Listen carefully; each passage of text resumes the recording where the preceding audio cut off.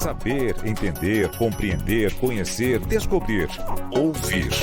Bandeirantes acontece. Bom, tem uma situação trazendo aqui agora para problemas internos, né? Temos uma eleição este ano, aliás, quase geral, né? Só não é para cargos municipais. Deputado estadual, governador, deputado federal, senador, presidente da República. E há um quadro interessante, incomum em São Paulo, diferente, muito diferente de situações anteriores. Mas antes, vale notar aqui que saiu uma nova pesquisa Poder Data, mostrando uma diferença de 8 pontos do Lula para o Bolsonaro, diferença menor para primeiro turno, bem menor do que em pesquisas anteriores. O Lula aparece com 40, Bolsonaro com 32. E um outro movimento é que, embora em empate técnico, o Ciro Gomes aparece ali nominalmente à frente do Moro. 7-6. É empate técnico, é óbvio, não é? E o Eduardo Leite, ele é colocado porque há a possibilidade dele deixar o PSDB, entrar no PSD do Kassab, e ser candidato à presidência. Ele aparece empatado com o João Dória. O mesmo João Dória, o mesmo Eduardo Leite, que se enfrentaram na prévia do PSDB. Então, nessa pesquisa, realizada de 27 de fevereiro a 1º de março, portanto, de domingo a terça agora, né? A pesquisa foi encerrada ontem. O Lula aparece com 40% de intenções de voto no primeiro turno. Bolsonaro, 32%. Isso lembra aqui, inclusive, o que foi dito recentemente por um aliado do Lula, que é o Boulos, e que afirmou que, isso há 2 semanas, que muita gente no PT estava cometendo o erro do salto alto, né, do já ganhou, e que ele, Boulos, estava enxergando uma disputa casa a casa nas periferias. E particularmente na periferia de São Paulo, né, na vastíssima periferia de São Paulo, com seus tantos bairros, regiões, ele, Boulos, enxergava uma disputa ali acirradíssima. Então, ele naquele momento instava o PT a deixar o salto alto, a descer do salto alto, a abandonar a ideia do já ganhou e partir para esse embate de ideias, de convencimento, principalmente nas periferias. E a redução foi considerável, o fato é que a diferença cai para 8 pontos no primeiro turno. É claro, é um instituto, uma pesquisa. Talvez apareçam números bem diferentes na próxima pesquisa de um outro instituto. Mas, assim como as outras, essa também deve ser considerada, não é? Então, Dória, Simone Tebet, o Luiz Felipe Dávila, por exemplo, não teve menção suficiente para pontuar. A Simone Tebet aparece com 1%. O Janones do Avante, que obviamente não vai ser candidato a presidente, ele aparece empatado com o Dória, com 2%. E o Eduardo Leite, também nessa faixa do Dória, do Janones, né, um pouco acima da Simone Tebet. O Ciro com 7%, o Moro com 6%. O que não muda o cenário anterior em termos de empate técnico. Mas o fato é que houve um momento, por exemplo, em que nem havia empate técnico do Moro com o Ciro. O Moro estava à frente 6 pontos. E hoje o Ciro aparece à frente 1 ponto. É empate técnico, mas ele aparece ali nominalmente à frente do Sérgio Moro. E todo mundo sabe que, seja para tentar sair da irrelevância, como é o caso do Dória, como é o caso da Simone Tebet, como é o caso do próprio Eduardo Leite, que começa lá embaixo. Seja para tentar de fato entrar na disputa, caso de Moro e Ciro, porque as intenções de voto que cada um tem em todas as pesquisas, ela não dá nenhum sinal de que vão participar de fato desse embate pela presidência. Podem tirar votos com seus discursos, suas posições. Seus eleitores podem decidir a eleição no segundo turno. Tudo isso é verdade. Mas a capacidade de Ciro e Moro de entrar para valer na disputa entre Lula e Bolsonaro, ela ainda não apareceu. Continua sendo uma intenção. É o que o Ciro propõe, é o que o Moro propõe, é acabar com esse embate dualista, é acabar com essa... Eles chamam de embate de extremos, né? Até para tentar, de certa maneira, caricaturar o embate, né? Tornar caricatural esse embate, mas não estão conseguindo. E aí entra a importância dos estados. E em São Paulo, particularmente, há movimentos muito estranhos. Todo mundo sabe por que o Lula quer sim o Alckmin como vice. Porque o Lula sabe que há muita resistência ao PT e ao nome dele, Lula, no estado onde há o maior número de eleitores, que é São Paulo. E não basta ganhar a capital. Você pode até perder no interior de São Paulo, mas você não pode ter uma votação insignificante no interior de São Paulo. Isso pode ser fatal. Tem sido fatal, por exemplo, para o Dória, que foi o vencedor no interior do estado, na eleição de 18. Foi aí que ele derrotou o Márcio França, porque o Márcio França ganhou em parte do litoral e na capital, na Grande São Paulo, na região metropolitana, o Márcio França ganhou, mas perdeu feio para o Dória no interior. Só que agora, a rejeição ao Dória no interior é altíssima. Muito alta. Isso tem a ver com as posições que ele adotou na pandemia. Isso tem a ver com alguns discursos políticos dele, Dória, e também com o fato de que quando você dá guinadas acentuadas,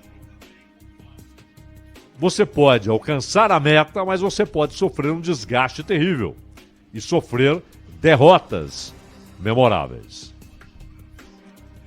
A derrota dele na capital, por exemplo, teve a ver não com uma guinada de discurso, mas com o fato dele ter abandonado a prefeitura de São Paulo para concorrer ao governo do estado. Com aquele discurso, não, há um clamor para que eu dispute o governo de São Paulo. Eu posso ajudar ainda mais a cidade de São Paulo no Palácio dos Bandeirantes. Grande parte do eleitorado paulistano não engoliu. Mas ele ganhou no interior e por isso foi eleito. No segundo turno. Só que agora, no interior, o apoio ao Dória esvaziou-se. O resultado disso é que ele aparece nas pesquisas nacionais com 2%, e é claro que ele teria muito mais se fosse forte o apoio ao seu nome em São Paulo. Então o Dória está lá, 2%, 3%, volta para 2%. Porque em São Paulo ele está mal. Se ele tivesse um ponto de partida elevadíssimo em São Paulo, haveria um efeito cascata, porque aí ele seria visto como um candidato forte e provocaria apoios de partidos e de eleitores em nível nacional. E aí o Lula, sabendo dessa importância do interior de São Paulo, não que seja algo decisivo, mas pode ser a diferença entre ganhar e perder. Pode tornar-se decisivo. Não é em valores absolutos, mas pode tornar-se decisivo se houver uma disputa muito acirrada. E aí ele pensou em quem? No Alckmin. Claro, o Lula pensou, o Alckmin está insatisfeito com os tucanos. Sentiu-se traído pelo Dória. Não consegue nem mesmo a garantia de que será o candidato do partido ao Senado. Por quê? Se o Serra quiser concorrer, ele tem a preferência por já ser senador. E é uma vaga só este ano, que está em disputa. Em 2026 serão 2 vagas. Não teve o apoio do Dória para ser o candidato do partido por aclamação ao governo de São Paulo. Porque o Dória, há muito, já sinalizava com apoio ao Garcia. E propôs ao Alckmin uma prévia. Chegou a dizer, mas foi Geraldo Alckmin quem me ensinou a importância das prévias. O Lula percebeu isso e falou, bom, o Alckmin vai sair do PSDB. E esse cara tem voto no interior. É aí que começa um movimento que o Alckmin recebe muito bem. O Alckmin sabe que também essa guinada lhe custará apoio para o resto da vida em muitos setores. Sabe também que aquele apoio que ele construiu no interior, um governador que visitava as cidades o tempo todo e que tinha uma boa aceitação, isso explica muito das muitas vezes que ele foi governador e desse domínio do PSDB em São Paulo. Está muito ligado ao interior. Desde o Mário Covas. Parte desse apoio vai derreter.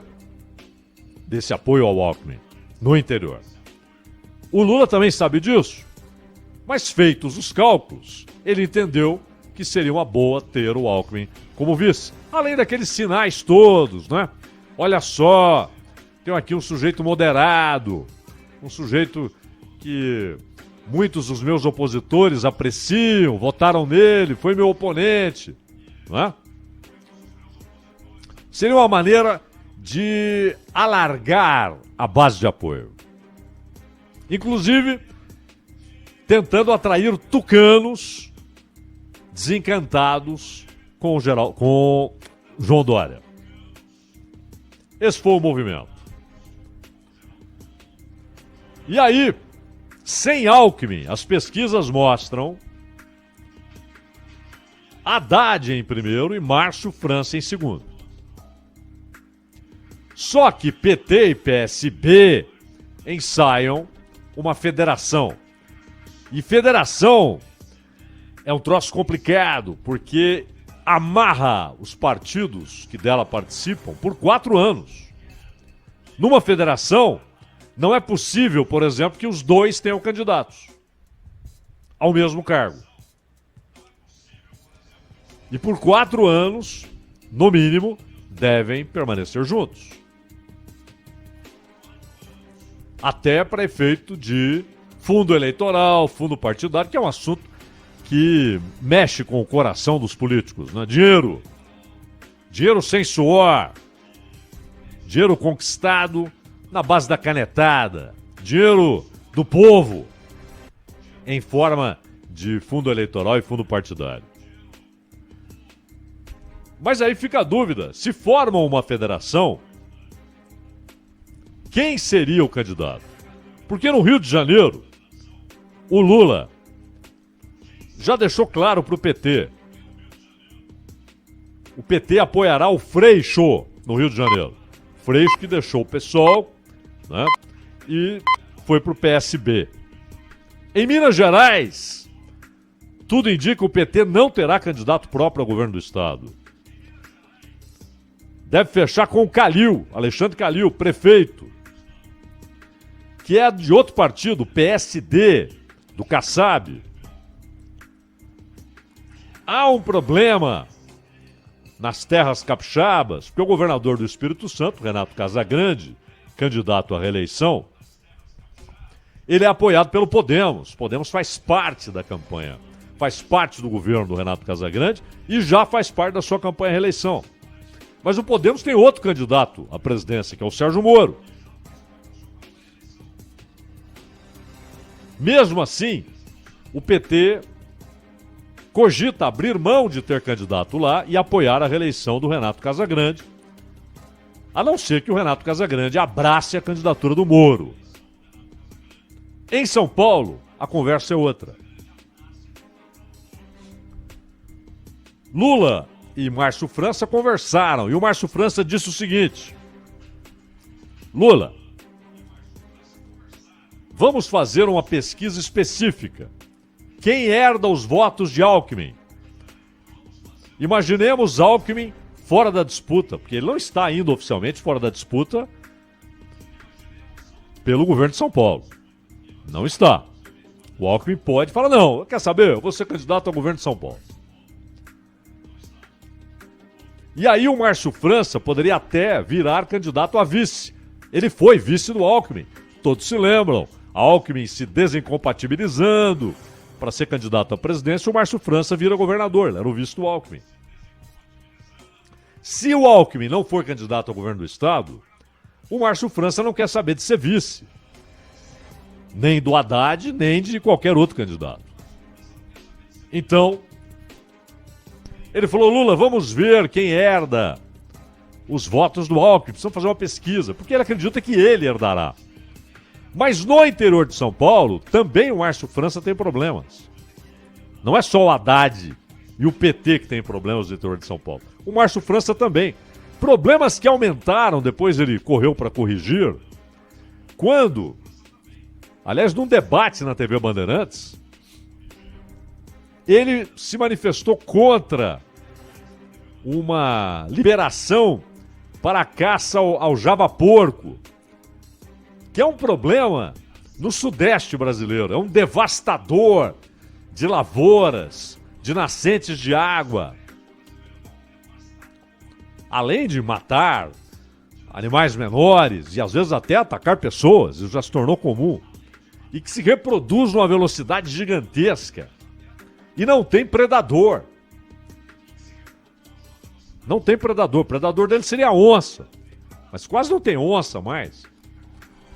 No interior de São Paulo, coisa raríssima, né? É possível contar nos dedos. Então o javaporco vai se espalhando e o Márcio França, quando inquirido a respeito, ele achou que ia adotar ali uma resposta ambiental e virou um terror eleitoral para ele, inclusive depois mudou de posição. Então, não é certeza que ele herda os votos que seriam do Alckmin, que quando está na pesquisa para o governo de São Paulo aparece em primeiro. Mas sem Alckmin, quem está aparecendo em primeiro é o Haddad. E é isso que o Lula está ponderando. E ao Boulos. O que fazer com o Boulos? O Boulos pode ser candidato a deputado estadual, deputado federal. A senador, aí já entra outra discussão, porque o PT quer ter um candidato a senador ou dar a vaga para o Márcio França. E aí o PSOL teria que correr sozinho, sem o eventual apoio do PT. Não significa os eleitores, não é? Muitos eleitores do PT, se Márcio França é candidato apoiado por Lula ao Senado e o Boulos concorre à parte, muitos eleitores do PT vão com o Boulos. Sabemos disso. Foi assim, por exemplo, na eleição para a Prefeitura de São Paulo. E a Prefeitura de São Paulo em 2024 é um aceno que o PT faz ao Boulos. Apoiá-lo, não ter candidato. Mas o Boulos continua, ele, pessoalmente, pensando em disputar o Palácio dos Bandeirantes. Mas, é claro, ele e o PSOL, em nível nacional, vão apoiar o Lula. Isso é óbvio. Não é um óbice ao PT que o Boulos seja candidato. Porque ele vai apoiar o Lula. Mas ele pode ser um problema para o Márcio França e para o acordo PSB-PT,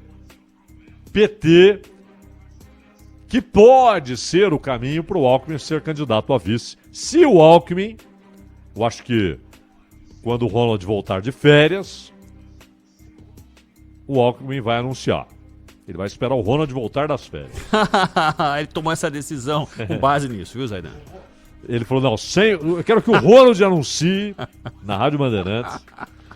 E a Prefeitura de São Paulo, por sua vez, em 2024, o PSB já pensa em lançar a Tabata Amaral. Enfim, tudo isso é normal. Mas é aí que está o nó para que Alckmin seja candidato a vice do Lula. Tem gente no PT que grita, olha, cuidado!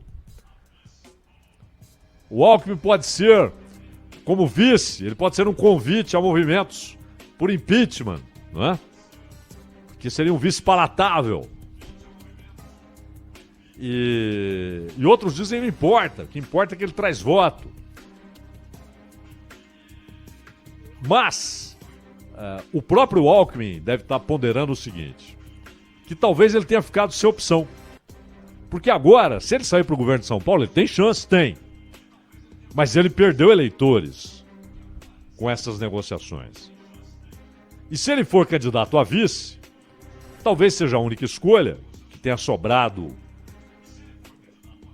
para ele, porque aí ele pode, mesmo tendo perdido eleitores, ele pode se tornar vice-presidente da República e continuar, inclusive, negociando a possibilidade de ser ele o apoiado em 26, de ser, ou de sair mais forte para governo do Estado. São as contas que ele faz. Ele fez um movimento estranho. Perdeu eleitores, perdeu apoio de parte do seu eleitorado, mas talvez tenha ficado sem opção. Mas é a decisão de Alckmin, para onde ele vai, que vai desatar o nó. E aí, por fim, fica uma outra pergunta. Quem herdará os votos que seriam de Alckmin, principalmente no interior? O Márcio França disse para o Lula que acha que ele, França, herdará. O Haddad pode argumentar, mas espera aí, se o Alckmin for vice do Lula, muita gente que votaria no Alckmin pode ver com simpatia a candidatura apoiada pelo Lula, no caso a minha. Mas também surge um outro nome que pode herdar votos do Alckmin. O candidato do Bolsonaro, que é o Tarcísio. Ele pode ser uma espécie de herdeiro de muita gente que votava com os tucanos em São Paulo. Tarcísio Freitas, ministro da Infraestrutura. Pode ser herdeiro dos que votaram em João Dória, no interior do estado, que deram a vitória a João Dória, mas que hoje claramente não apoiam João Dória, as pesquisas estão mostrando isso. E que, ao mesmo tempo, continuam com muitas restrições ao Márcio França, em particular, e ao PT em geral. O Tarcísio Freitas, que na última pesquisa apareceu com 10 pontos percentuais, né, de apoio. E isso pode ser para ele a abertura de um caminho, porque ele não é paulista, né? Ele é do Rio, fez política em Brasília, mas está em quarto lugar. Está colado no Boulos na última pesquisa. O Márcio França tem 18 e o Haddad 28, sem o Alckmin. Mas todos já perceberam que, ainda que Alckmin tenha perdido apoio, tenha perdido votos, os que conseguirem herdar, ou que conseguir herdar os seus votos históricos, principalmente no interior de São Paulo, pode ganhar essa eleição, com impacto, inclusive, na eleição nacional. Ronald. Este, o Bandeirantes Acontece, o editorial de abertura do Acontece fica à sua disposição no Entendendo a Notícia. É um podcast que está lá no site da Rádio Bandeirantes e também nos principais agregadores. Eu vou contestar com Por quê? Maurício